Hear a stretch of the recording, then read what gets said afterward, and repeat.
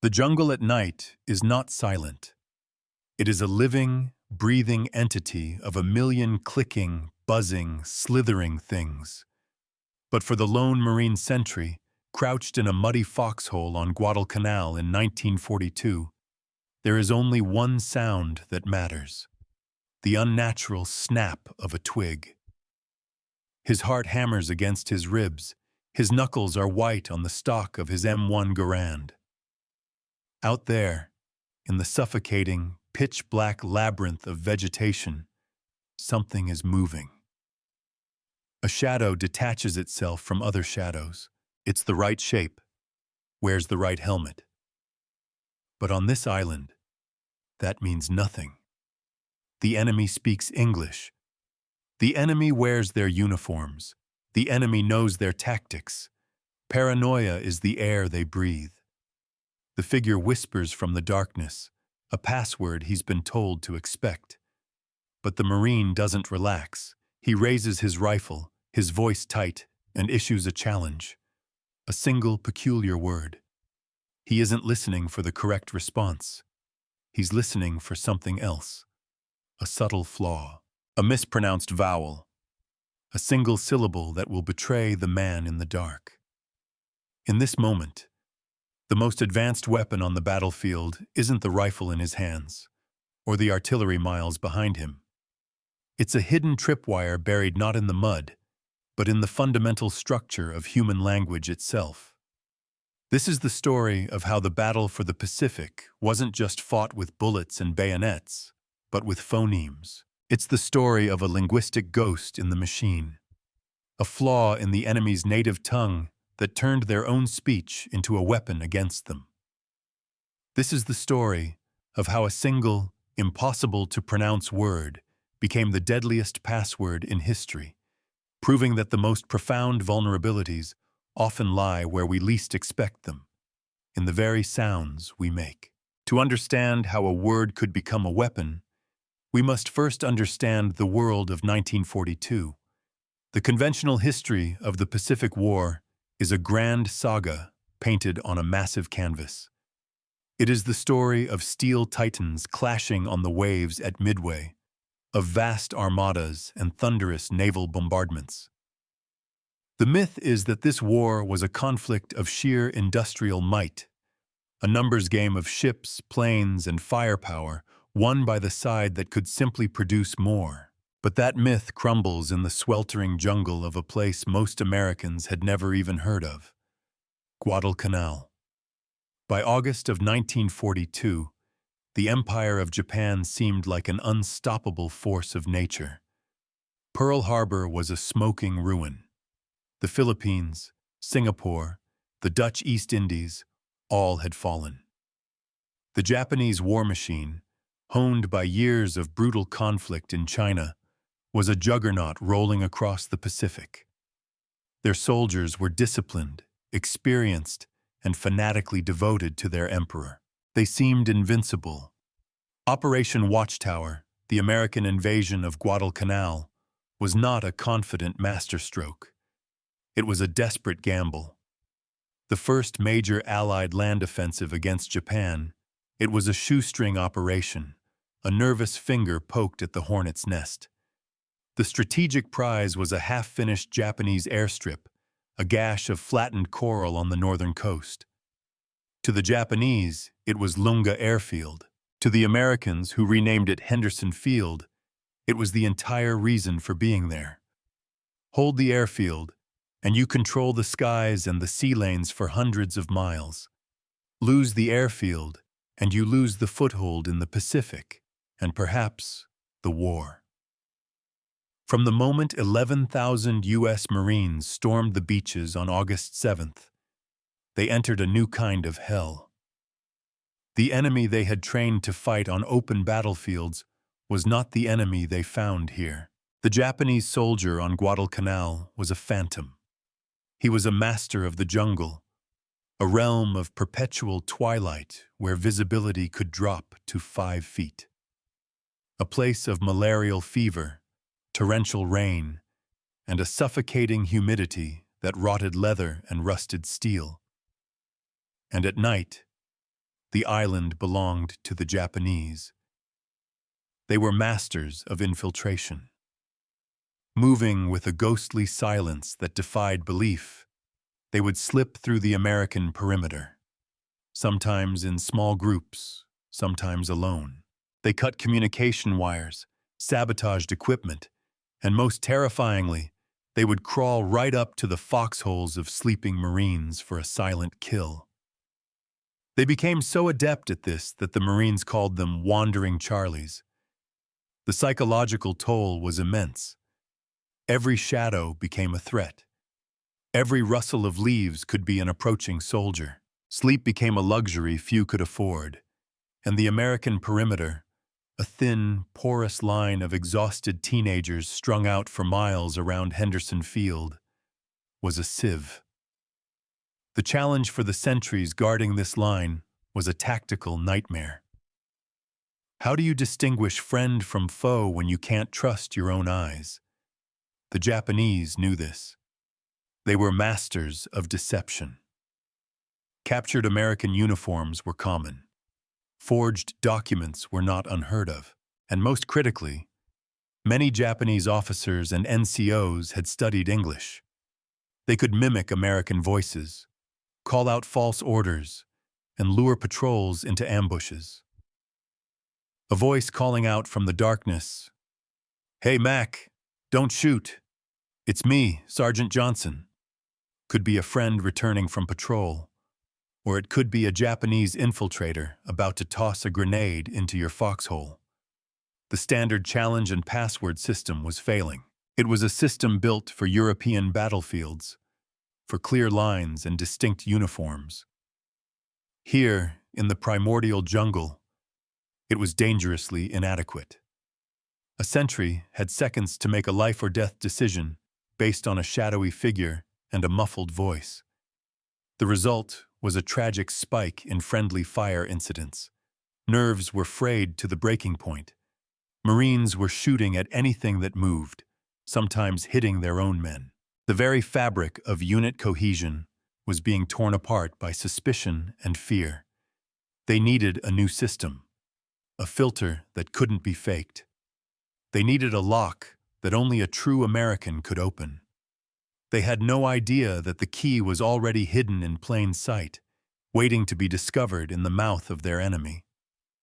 The solution didn't come from a brilliant cryptographer in Washington, D.C., or a high-command strategy session. Like so many innovations in warfare, it was born from the ground up, out of the mud and desperation of the front lines. It was a product of keen observation by the men who were living the nightmare every single night.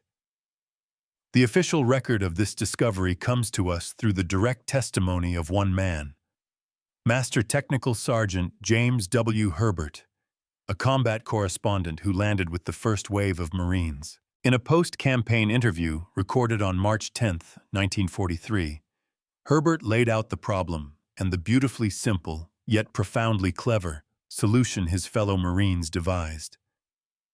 Marines guarding the perimeter started noticing something. When they captured Japanese soldiers, or when they overheard them trying to speak English, there was a consistent, peculiar flaw in their speech. It was a subtle trip, a recurring stumble over one specific sound. It was the letter L. To an American ear, a Japanese speaker trying to say a word with an L in it sounded off. The sound came out mushy, indistinct, somewhere between an L, an R, and a D. A word like hello might sound like hero. Light might come out as right. It wasn't a conscious mistake.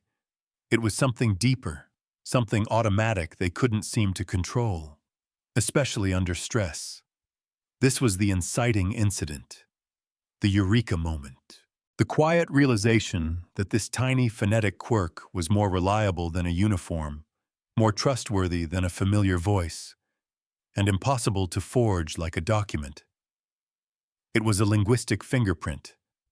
This observation, passed from foxhole to foxhole, became an unofficial security protocol, and then a systematic one.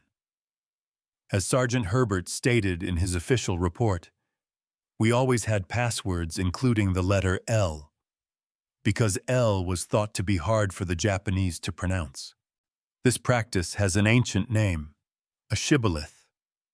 The term comes from the Hebrew Bible in the Book of Judges. After a battle, the soldiers of Gilead needed to identify enemy Ephraimites who were trying to escape by crossing a river. The Gileadites knew that the Ephraimites' dialect lacked the sh sound. So they made every man who tried to cross say the Hebrew word shibboleth, which means an ear of corn. The Gileadites could pronounce the sh-o perfectly. The fleeing Ephraimites, however, could only manage sibboleth. That single, mispronounced consonant was a death sentence. Thousands of years later, on a jungle island halfway around the world, the U.S. Marines had stumbled upon the exact same principle. They began to deliberately craft their challenge and password combinations to be rich with the letter L. They were no longer just testing a man's memory of a secret word. They were testing the very mechanics of his mouth, the ingrained muscular habits of his native tongue. The first domino had been tipped. A simple observation about pronunciation was about to trigger a cascade, creating a new kind of warfare, a battle fought not over territory, but over the subtle, invisible architecture of language itself. The sentry in the dark finally had a weapon that could see through the enemy's disguise. He just had to listen. Why was this simple phonetic trick so devastatingly effective? To understand, we have to perform an autopsy on the sounds themselves, to dissect the very mechanics of human speech and perception. The answer lies in a fundamental, irreconcilable difference between the sound systems of English and Japanese.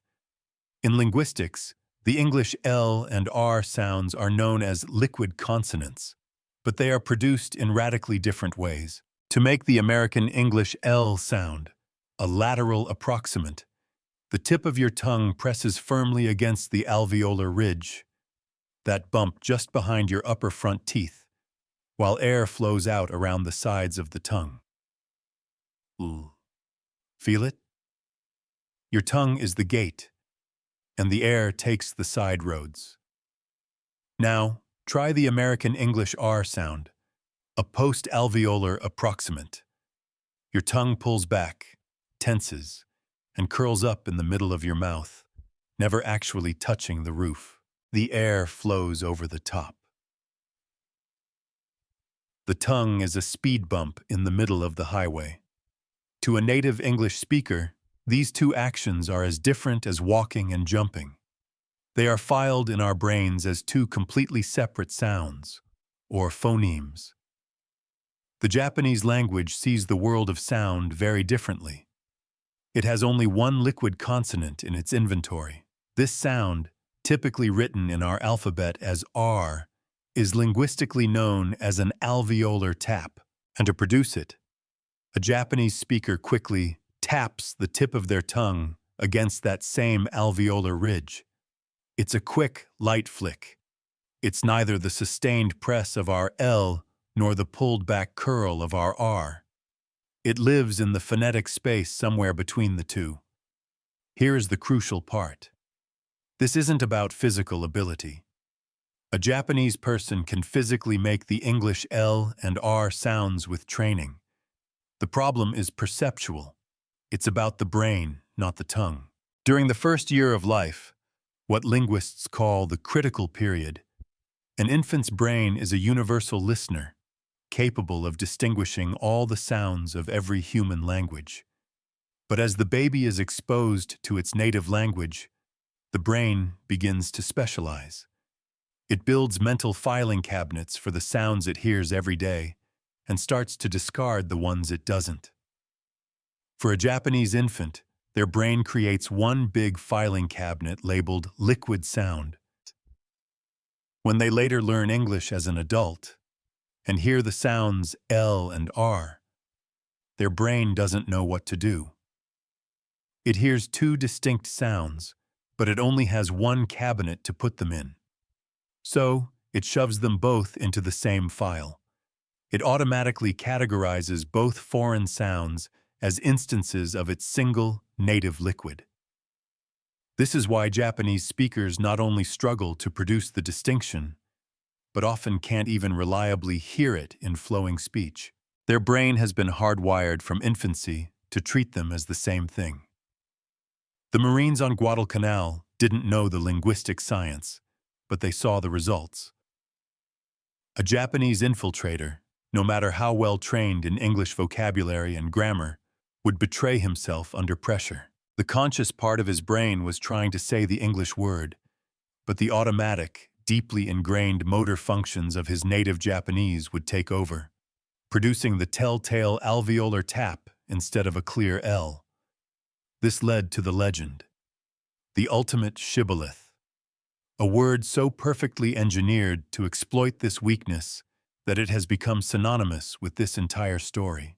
The account comes from a single, but credible, contemporary source, Oliver Gramling, an Associated Press journalist who published his book, Free Men Are Fighting, in 1942, while the battle was still raging.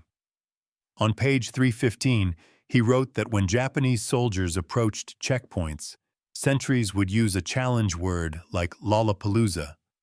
Think about that word, Lollapalooza. It's an absolute minefield for a non-native speaker whose language conflates L and R. It contains 4 L sounds, each one at the beginning of a syllable, requiring a fresh, deliberate articulation. For a Japanese speaker, attempting this word would be a phonetic nightmare. Gramling's account even included the chilling tactical instruction. If the first 2 syllables come back as rora, the sentry would open fire without waiting to hear the remainder. Now we must be careful historians.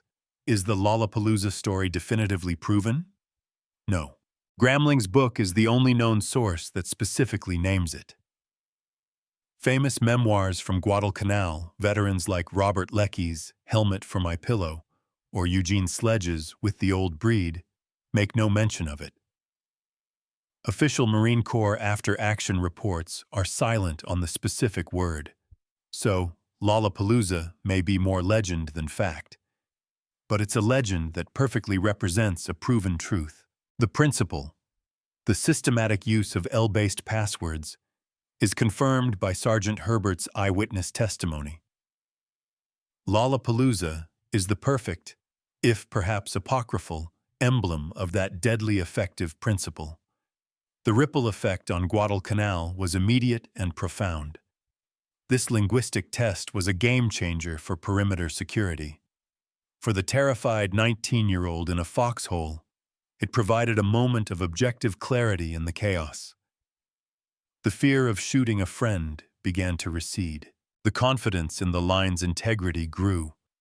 A sentry could challenge a figure in the dark, and within 2 seconds, have a reasonably certain answer. It made the American perimeter harder, more resilient. This, in turn, allowed the Marines to better defend the prize, Henderson Field. With a more secure perimeter, ground crews could service aircraft with less fear of sabotage. Pilots could get more sleep. The entire defensive effort became more efficient. The dominoes were toppling. A better password system led to better security. Better security led to higher morale and fewer friendly fire casualties. This created a more effective defense, which was critical in repelling major Japanese assaults, like the Battle of Edson's Ridge and the battle for Henderson Field. The quiet click of a mispronounced consonant rippled outwards, contributing to the strategic victory that would turn the tide of the entire Pacific War. The fall of the final domino reveals a truth far more complex and profound than just a clever wartime trick. The legacy of the Guadalcanal shibboleth extends far beyond the muddy foxholes of 1942, forcing us to confront the intricate relationship between language, identity, and the very nature of conflict. The principle itself did not die in the Pacific. In fact, it was being used concurrently in Europe. For the D-Day invasion of Normandy in 1944, American paratroopers dropping behind enemy lines used a three-part challenge system. The challenge was Flash, the password was Thunder, and the countersign was Welcome.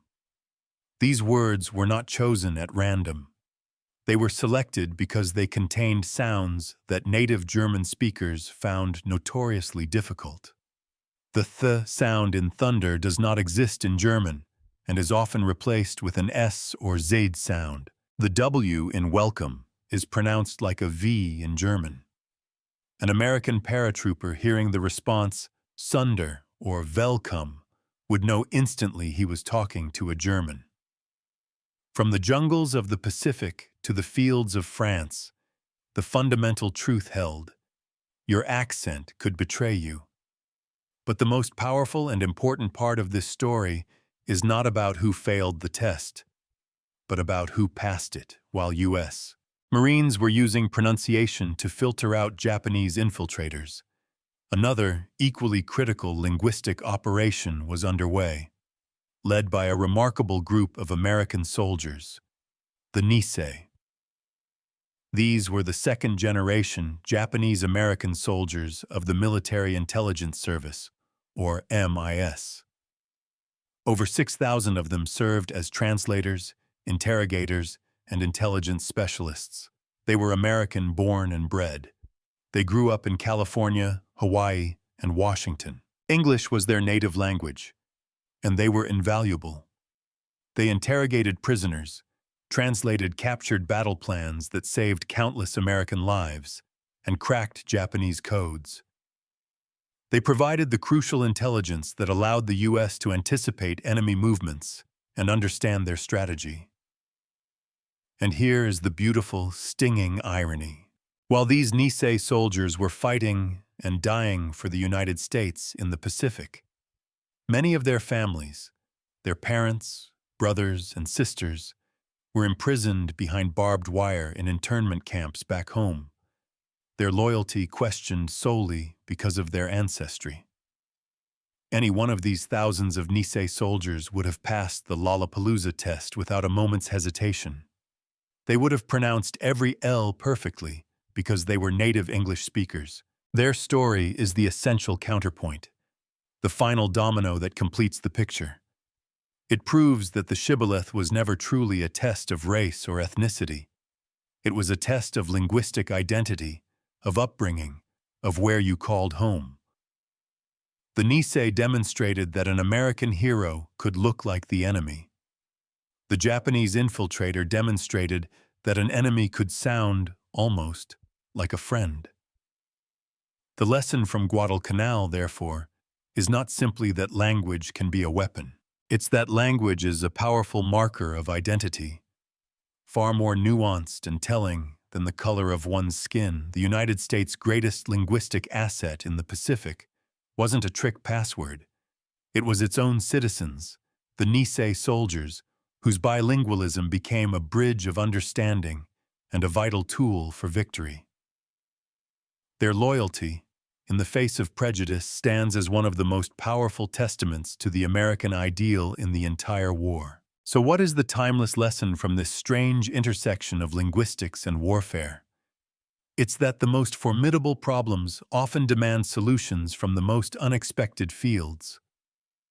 The Marines on Guadalcanal didn't need a more powerful machine gun to solve their infiltration problem.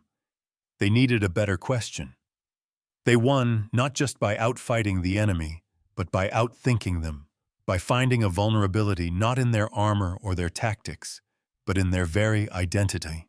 It is a reminder that understanding an adversary, their culture, their mindset, and yes, even the way they speak, is the most powerful weapon of all.